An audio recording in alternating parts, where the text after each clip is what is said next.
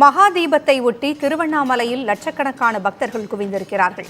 பக்தர்கள் சிலர் அளித்த பேட்டியை தற்பொழுது பார்க்கலாம். Morning 7 o'clock I have started my journey.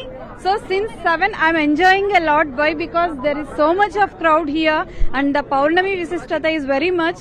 So definitely all should come for every Paurnima. This is the biggest achievement what I think. Why? Because Paurnima journey is very precious journey, because not as in normal days it is regular only, but at Paurnima this is very special for all of us. So many vibes here, and today we are eagerly waiting for that Jyoti Jwalana by 6 o'clock. Annamalaiyar தரிசனம் இந்த வட்டம் நல்லா கிடைச்சிருக்கு. ஆனா அதிகமான மழை night அதிகமா வரும் நினைச்சுக்கிட்டே இருந்தோம். அண்ணாமலையார் அதெல்லாம் தடுத்து தவிடுபடி ஆக்கிட்டாரு. அருமையான தரிசனம், கூட்டம் சரியான கூட்டம். அண்ணாமலையார்னு தனி சிறப்பு உண்டு. ஒரு வாட்டி காலை வச்சுட்டாங்கனாவே அது தனி சிறப்பாக இருக்கும். நான் போன வருஷம் வந்தேன், தொடர்ந்து பௌர்ணமி பண்ணி வந்துகிட்டு இருக்கேன். இடையில சில நாட்கள் வர முடியாமல் போவோம்.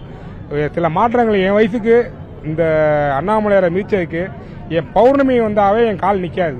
சொற்றுணை வேதியன் சோதி வானவன் பொற்றுணை திருந்தடி பொருந்த கைத்தொழ கற்றுணை பூட்டியோர் கடலில் பாய்ச்சினும் நற்றுணையாவது நமச்சிவாயமே. அதைத்தான் வள்ளல் பெருமானார் வலியுறுத்துகிறார். அருட்பெரும் ஜோதி என்கிறார். திருவருட்பிரகாசத்தின் ஒளிநாயகனாகிய திருச்சிற்றம்பலத்தின் நடனநாயகனாகிய அந்த ஒளிப்பெருமான் ஈசப்பெருமான் ஈஸ்வரன் இன்று 6 மணிக்கு நெற்றிப்புருவத்திலிருந்து வெளிப்பட்டு நமக்கெல்லாம் அருள் புரிய இருக்கிறார் என்று வள்ளல் பெருமானார் அதை உணர்த்துகிறார்.